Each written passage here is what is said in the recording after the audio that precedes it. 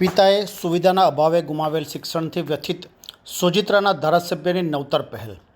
મત વિસ્તારના કોઈપણ સમાજના વિદ્યાર્થી 90% લાવે તો લેપટોપની ભેટ સાથે સોજિત્રા તારાપુરને શાશ્વત નગરી બનાવવાની નેમ.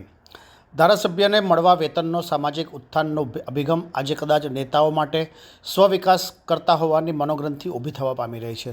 જેનાથી વિપરીત પોતાના પિતાને શિક્ષણ મેળવવા સમયે સુવિધાના અભાવે શિક્ષણથી વંચિત રહ્યાના વસવસોના પગલે સોજિત્રાના ધારાસભ્ય વિપુલ પટેલે નવતર પહેલ હાથ ધરી. આજના ટેકનોયુગમાં લેપટોપનું મહત્ત્વ હોય, ધારાસભ્યને મળતા વેતનથી સામાજિક ઉત્થાનનો અભિગમ દાખવી પોતાના મત વિસ્તારમાં કોઈપણ સમાજનો વિદ્યાર્થી 90% માર્ક્સ લાવે તેને લેપટોપ ભેટ આપી સોજિત્રા અને તારાપુરને શાશ્વત નગરી બનાવવાની નેમ હોવાનો વિશ્વાસ વ્યક્ત કર્યો હતો.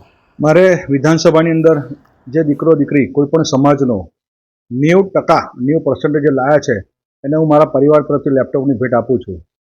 એનું કારણ એક છે કે આજથી ઘણા વર્ષો પહેલાં મારા પિતાજી જ્યારે ધોરણ 11માં ભણતા હતા પેટલાદ ખાતે ડભોથી રેલવેમાં અપડાઉન કરતા હતા. તે વખતે 11 સાયન્સનું બહુ મોટું મહત્ત્વ હતું અને 11 સાયન્સમાં 3 દિવસ મારા ફાધર ગયા. પહેલે દિવસે ગયા, સાહેબે કહ્યું કે ભાઈ ડિસ્ટ્રક્શન બોક્સ લઈને આવજો. બીજે દિવસે ગયા, ડિસ્ટ્રક્શન બોક્સ લઈને આવજો. ત્રીજે દિવસે શિક્ષક એવું કહ્યું કે ડિસ્ટ્રક્શન બોક્સ વગર કાલે કોઈ આવે નહીં. તો મારા ફાધર ઘરે આવીને મારા ફાધરના ફાધર તો ઘણા સમય પહેલાં મૃત્યુ પામ્યા હતા. મારા ફાધરે એમના મોટાભાઈ જે અત્યારે પણ સ્વર્ગવાસ થઈ ગયા છે, તો મોટાભાઈ જે કંઈ જીવતા હતા એમને કહ્યું કે મોટાભાઈ મારે ભણવા માટે ડિસ્ટ્રક્શન બોક્સની જરૂર છે. તો મારા મોટા કાકાએ એવું કહ્યું, તું 2 દિવસ બેટા જમ્પ, ભાઈ જમ્પ, તું હું 2 દિવસ મજૂરી કરી અને તને ડિસ્ટ્રક્શન બોક્સના પૈસા લઈ આપું, પછી તું ભણવા જજે.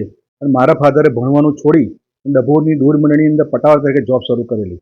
એ કિસ્સો મારા ફાધરનો મારા જીવનની અંદર વારંવાર યાદ કરું છું કે એક વસ્તુના અભાવે મારા ફાધર આજે મોટા ગેજેટેડ ઓફિસર હોત કે મોટા ઉદ્યોગપતિ હોત, પણ એમણે પટાવાળાની જોબ શરૂ કરી, એમની જીવનની કારકિર્દી શરૂ કરીને છેલ્લે સરકારી કર્મચારી રિટાયર થયા, પરંતુ આજે હયાત નથી.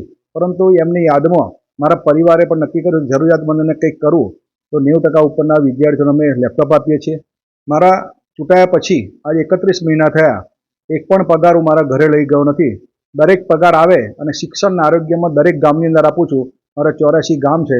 અત્યાર સુધી અમે 31 પગાર 31 ગામમાં શિક્ષણ આરોગ્યમાં ક્યાંય ને ક્યાંક સાર્વજનિક ઉપયોગ માટે દરેક સમાજ ઉપયોગ માટે હું આપ્યા છે. એ ઉપરાંત મારા વિસ્તારની અંદર ગુજરાતની અંદર હું કહી શકું વિધાનસભાની અંદર કે 2 સરકારી કોલેજ એક જ વિધાનસભામાં, તો મારી સોજિત્રા વિધાનસભામાં ગર્વ સાથે અમે કહી શકીએ. સોજિત્રા અને તારાપુર બંને જગ્યાએ સરકારી કોલેજનું નિર્માણ કર્યું છે, મંજૂરી મેળવી છે અને અત્યારે કોલેજ શરૂ થઈ ગઈ છે. સોજિત્રા ખાતે નવું મકાન થઈ ગયું છે અને તારાપુર ખાતે નવું મકાન બનવાનું છે. પણ અત્યારે ટેમ્પરરી સોજિત્રા તારાપુરની હાઈસ્કૂલમાં શરૂ કર્યું છે.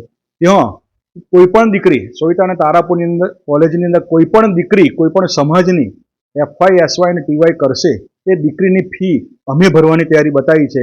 તારાપુર ખાતે અને સોજિત્રા ખાતે બંને જગ્યાએ મારા પરિવાર તરફ ભરવાનો હતો, પણ તારાપુર ખાતે તારાપુરના ભામા સાહેબ શૈલેષભાઈ અમેરિકાવાળાએ કહ્યું કે તારાપુરની કોલેજની દીકરીઓની તમામ ફી હું ભરીશ અને સોજિત્રા ખાતે મારા પરિવાર તરફથી ભરવાનું છું.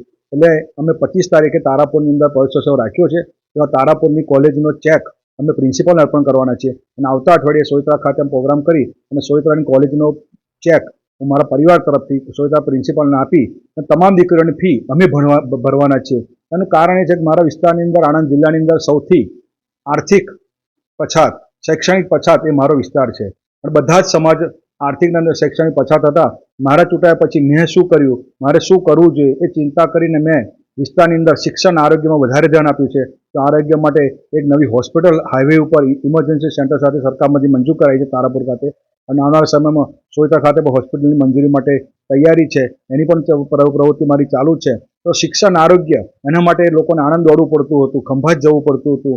અમારે ભણવા માટે સોજિત્રા તારાપુરમાં એક પણ ખાનગી ગ્રાન્ટેડ કે સરકારી કોલેજ નહોતી.